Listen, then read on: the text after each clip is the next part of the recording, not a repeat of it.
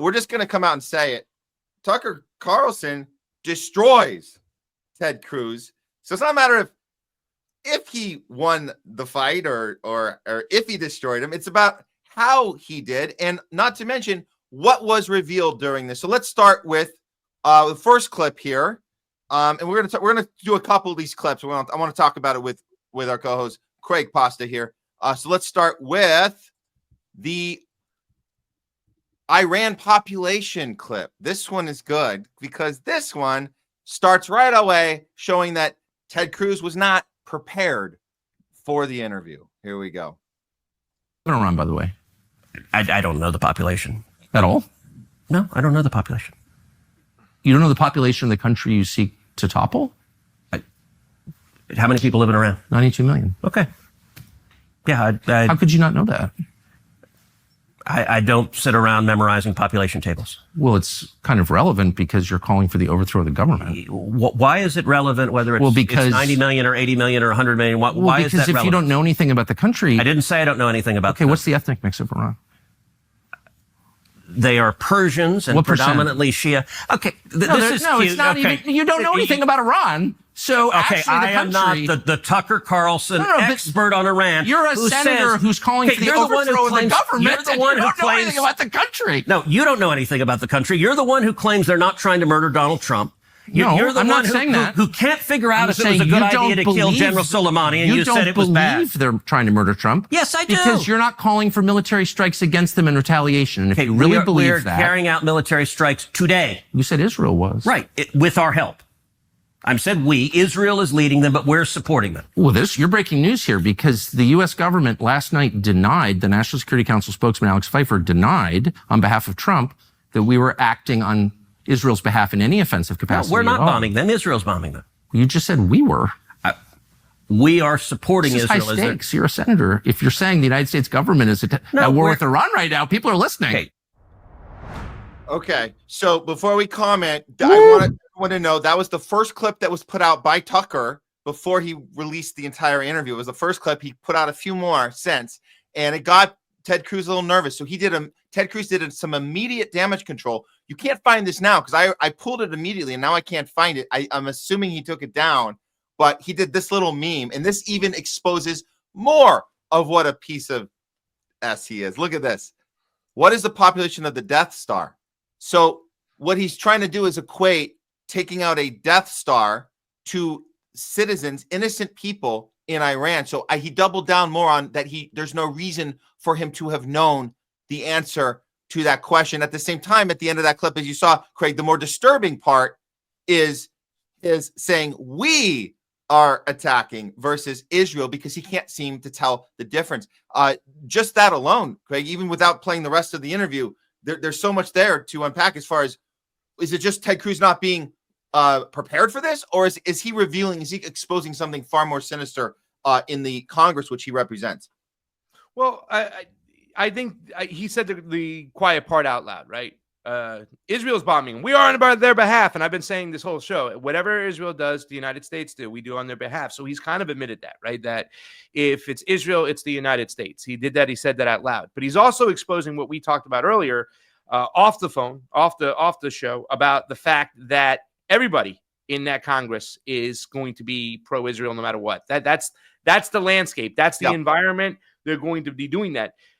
I do like what Tucker is doing here because there's a lot of people who will say, well, the leaders of Iran and the leaders of Israel and the leaders of the United States, they're all in cahoots. They know what's going on. Okay, fine. You want to make that argument that there's a deep state, there's a globalist ideology that's playing out behind the scenes and stuff.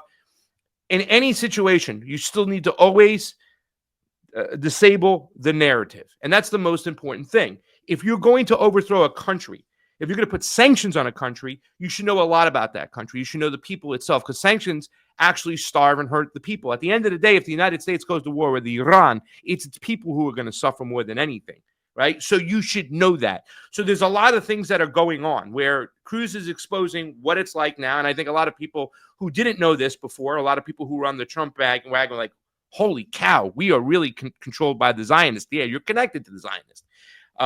And they're going to recognize that. But, also the fact when Tucker says those things, you don't know anything about the ethnic population that you want to overthrow, we need to understand that.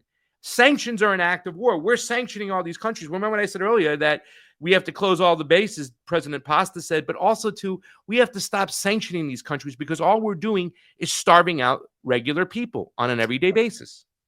Yeah, absolutely. So let's go to the next clip where it's even more of an exposing of how does the money work? How does the relationship with Israel work? How does the relationship with APAC work? And it's very clear that not only is Ted Cruz not prepared for this, but he is, even if he did come more prepared, he's still being asked exactly the right questions. And bravo to Tucker for asking the right questions to show that this relationship with Israel is not okay, to say it in a kind way. Not okay. Check it out. It's weird. We're talking about isolationists, the obsession with Israel. Why is Israel... Oh, I don't think I'm obsessed with Israel. Okay, but I think a lot of people are. And like the question, Israel spies on us. Well, so does every other country. Why are you mad at Israel? I guess, no. I'm hardly the one who's... I've never taken money from the Israel lobby. Have you? Taken money from the Israel... From APAC. So APAC raises a lot of money for me, but it's actually a misnomer because the people who raise money are individuals. Right. So it's not the PAC itself, but they're individual members who believe in the American-Israeli friendship and relationship. Is APAC a foreign lobby? No, it's an American lobby. It's the APAC stands for the America-Israeli Political Action Committee. What does it lobby for? And to be clear, it wasn't always called that. It used to be called the American Zionists. So they changed their name. Just because it's named something doesn't answer his question. But I want to remind people of the context that was what Kennedy, JFK, went to Israel and said, you have to have your American Zionists. They need to register as a foreign lobby. They said, hell no. And you also, what it means to register, so people know what it means to register, is that you also have to then be transparent about what you have as far as nuclear weapons. That's the main reason why they don't want to register. And they changed their name to APAC since then, but it's the same question JFK was asking, and he got, made an example of, as you could say, after asking that question. And here we are many, many years later, decades later, and we still don't understand how they're able to do what they do just because they changed their name. So I wanted to get that point in there too, but let's keep this one going. So to be honest, not a whole lot effectively. Listen, I came into Congress 13 years ago with the stated intention of being the leading defender of Israel in the United States Senate. Great. And I've worked every day to do that. Oh my God. APAC, a lot of times, APAC, I wish were much more effective. Like there are folks online who are in the fever swamp of terrified of APAC, and APAC. I'm not terrified of APAC at all. You're the one who seems a little uncomfortable when I'm asking. No, not uncomfortable at all. I'm just asking what APAC does. My understanding, having known a lot of people who work at APAC, is that it lobbies on behalf of the Israeli government. Wrong. Oh, okay. It's when was the last time APAC took a position that deviated from Prime Minister Netanyahu? All the time. Name one. Okay. Let me go back and give a little history. If you want to do a deep dive on APAC, I don't. I want to do a shallow dive that gets. No. I want to get to the core question. APAC is lobbying for a foreign government, and I don't. It's not. It's lobbying for the United States. It is lobbying for a strong U.S.-Israeli relationship. Okay. So it's not has nothing to do with the foreign government. It wants America and Israel to be closely allied. Yeah, I'm just gonna pause here. Isn't it great to see good, like in this moment, just great journalism? Just like this is how it works. You do follow. You don't just ask one question. Follow up. Get them to stutter. Get them to sweat. It's great. I just want to put that out there. But let's finish this one up. Okay, but it's lobbying on behalf of the interests of another country. So that's not true at all. And if you not true. No. How much contact do you think APAC leaders have with the government of Israel? No idea. I imagine some. I think the government of Israel is often frustrated with APAC because APAC's not nearly strong enough. Do you think there's any coordination between the government of Israel and APAC? Do they talk? Sure. If you're lobbying for more U.S.-Mexico trade, would you talk to people in the U.S. and Mexico and the government? Sure. Like if. So I'm not mad about that. There are a million countries that lobby Washington. I like a lot of those countries, including Israel. But APAC are Americans. They're not Israelis. Hold on. There are tons of Americans who lobby on behalf of foreign governments. I know them. I'm related to some of them. I know how it works. I'm from here. So my question is not, is it outrageous that foreign governments lobby the United States? They all do, okay, including Israel. My only question is, why don't we admit that is what's happening? You're denying it, but it's true. Yeah, and why aren't they, is false. Why aren't they registered as a foreign lobby? Because they're not. They're not a foreign lobby. No, they're not. And this is that there's a fever swamp. Look, it's not a fever swamp. These are very reasonable questions, and you've accused me of being obsessed with Israel, which I'm not. I actually haven't. I've said and of being isolationist feverish about it, which I'm not at all. I find it's a very tender spot when you ask it, and I don't know why. So, Tucker, all right, let's go back. I was first elected to the Senate in 2012. Okay, so he got them all stuttering and caught up. And if you guys, just to be clear, here's your APAC tracker. There it is, $1.5 million. It's Track APAC. They keep track of this stuff. Very good. Good on keeping tabs on that, because that money is important to know, that he's been received that much from this pro-Israel lobby. Anything more in that clip that we noticed here as far as what is he? How is he able to maneuver this? Does this make any sense? How can anyone defend this? Is I guess my question, Gray. How can you say everything you're saying about APAC? It's absolutely a foreign lobby. How can you say it's not? And why are you okay with that? I mean, even if you're taking money, wouldn't it be okay? But yeah, I mean, yeah, they do. Tell us what they do, isn't it? Or is that part of the exchange? You take this $1.5 million and then don't tell anyone what we do when they ask. Is that? I mean, I don't understand why he's so nervous during this conversation. Well, he doesn't want to expose himself right now, and he understands that it's very unpopular what's going on, and that more people are opening their eyes to understand that we're Israel first, not America first. So any slip up, it's going to hurt him. You know what I'm saying? And he doesn't want to do that. He doesn't want to be unpopular with his constituents. So, I mean, these are people who will tell you go outside and say the sky is green when we can see outside it's blue. Doesn't make a difference. They'll tell themselves a lie, and they'll believe that lie. You know what I'm saying? And they'll gaslight everybody in the whole while they can too as well. You know, he wants to kind of make it seem like, you know, they're not lobbying. They're lobbying on an ideology, not on the behalf of a foreign government, but that ideology is based upon a foreign government's existence. So there's no way out of this. They are lobbying on the behalf of Israel, and you are taking that money, and you've been taking a lot of that money, like you showed. So I mean, there's no way out of this. And you know, I'm glad Tucker was doing this interview. You know what I'm saying? Yeah. And I want to just do one more clip, because we're talking about this hitman situation, because you guys saw it in the first clip where the suggestion that everybody should know that Iran was trying to kill Trump. And it's like, that's insane. We know that Trump knows that's not true. We know that. We know that Trump knows that's not true. You could see as soon as he got the Allison money, right? After he went around with the ear badge for a little bit, and then he got the money, and then he mentions Iran in a very weird way himself, and then he doesn't bring it up ever again. And so it's very interesting that there's this, like, I guess, retroactive narrative that they're trying to instill. Like, hey, you guys understand that Iran's trying to kill our president. Well, Tucker doesn't let him get away with that one at all. So we're going to see Ted Cruz go into a corner about the effectiveness or ineffectiveness of Iran's hitmen. This is actually really comical here. Of all of them, I think this is the funniest one.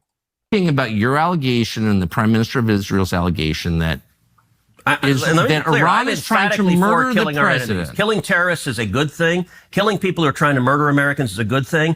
Because if you're America first, you want to protect America. And so killing Osama bin Laden was a fantastic But you don't really believe that they're trying to murder Trump, or Yes, I do. Yes, I do. Then why aren't you calling for military action against Tehran right now? Because they're not very effective. In terms of hitmen, their hitmen are not very effective. I do think... So they're hitmen, but not the bad kind, the efficient kind? No, what are you saying? They're a weak country who is on its knees, and I think we need to... Then why are we so afraid of them? Why are they the biggest threat if they're a weak country that's on its knees? Because they're trying... I'm trying to keep track. They're trying to develop... Be a little less snarky. I know, you're right. Okay. That is a problem that I have. I'm sorry.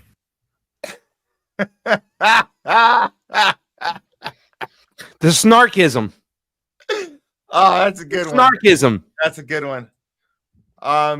There's a lot to. I recommend you guys go watch the full thing. I guess Jamie's saying it's closer to 2 hours. Is it 2 hours? Wow.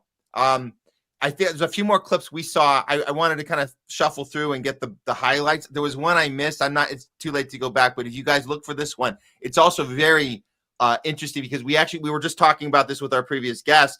The issue with Alex Stranger, we were talking about anti-Semitism, right? And it's easy to take that bait, like, ooh, we have a problem with people questioning Israel means you're questioning Jews. And that was something that Tucker did an excellent job. So I recommend people go find that one. But I don't know, did you see that clip, Craig? The one about he's challenging, he's calling Ted Cruz out for insinuating that Tucker himself is anti-Semitic, for asking him about Israel's policies. And he says, you're manipulating this conversation. I'm not going to let you get away with it. And it really shows you the blueprint for when anybody is questioning a foreign government's military or government, and that all of a sudden you hate Jews. He's saying this is not about Jews. This is about a government that's acting like psychopaths and going around murdering people, and using our money to do it.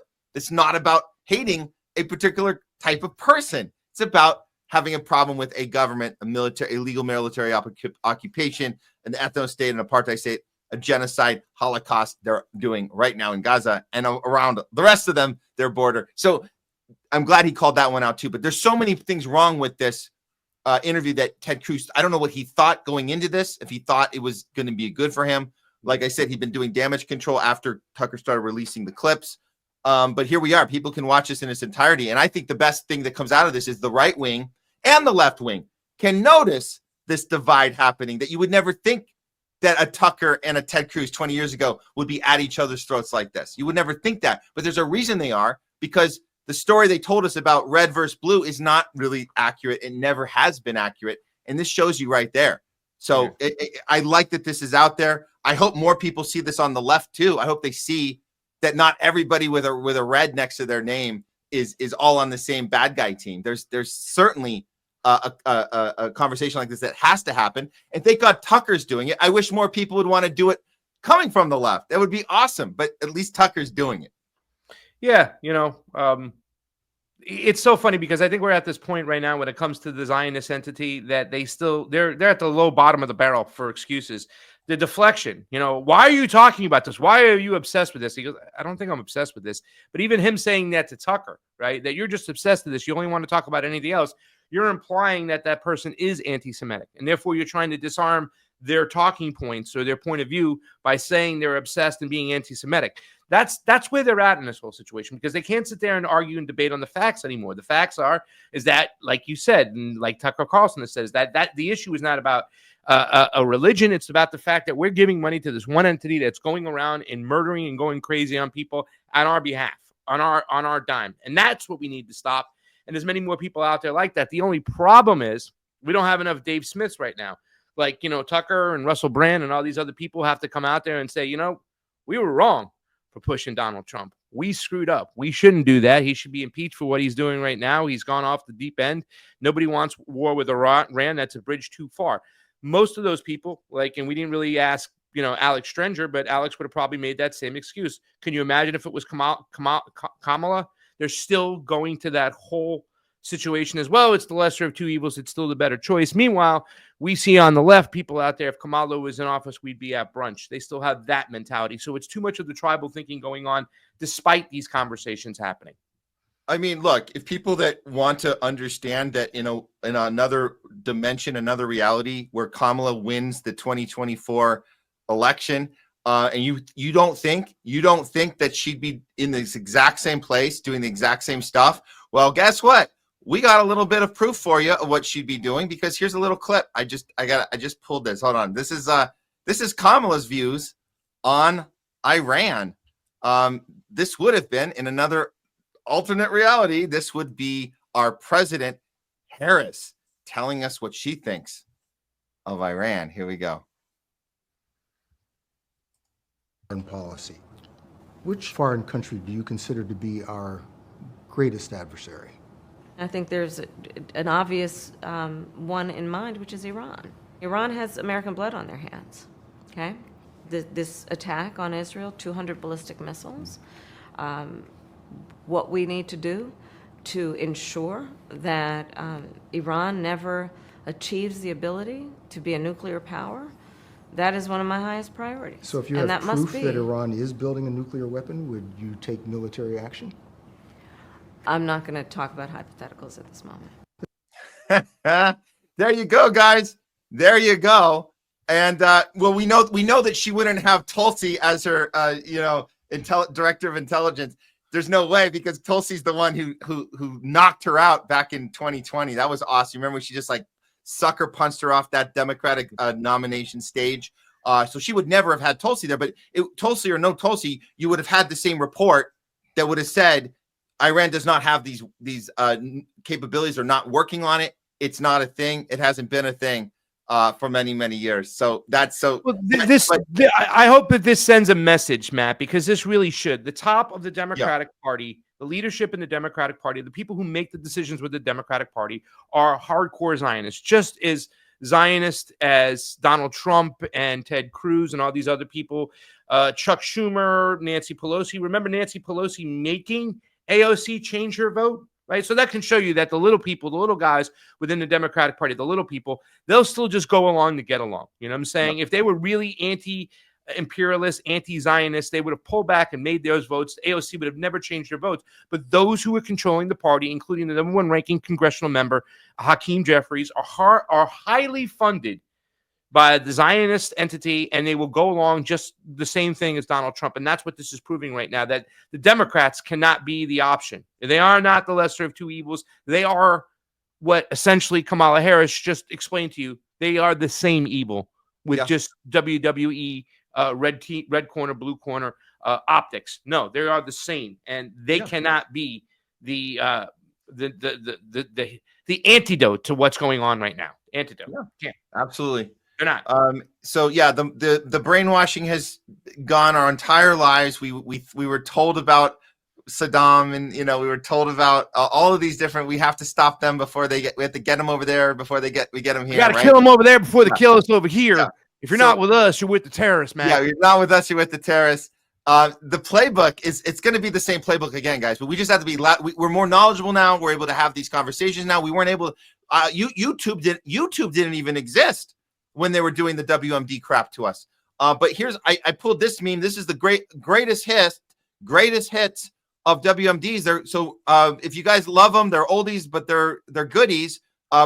You're going to be hearing a lot of these coming your way in the next few weeks. Here you go. We got great now. That's what I call warmongering. You guys can order now. Operators are standing by. Take your order. They hate us for our freedoms.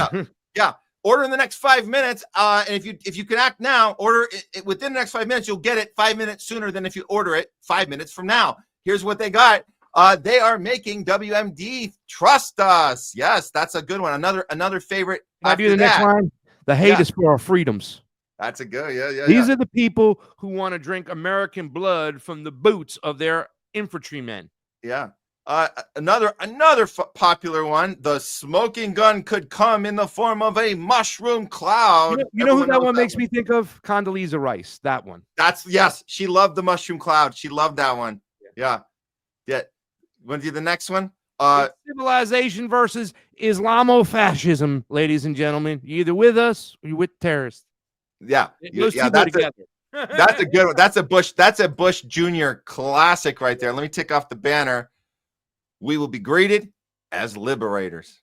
All three of them will be greeted as liberators. There it is. So yeah. This is Donald Trump is just completing George Bush W. Jr.'s third term. That's what he's doing right now, all these moves. Yes. So act now, guys. Operators are standing by. Order in the next 5 minutes, and you will receive your order 5 minutes earlier than you would do it if you order 5 minutes after. So get to the phones now. Operator standing by. Okay.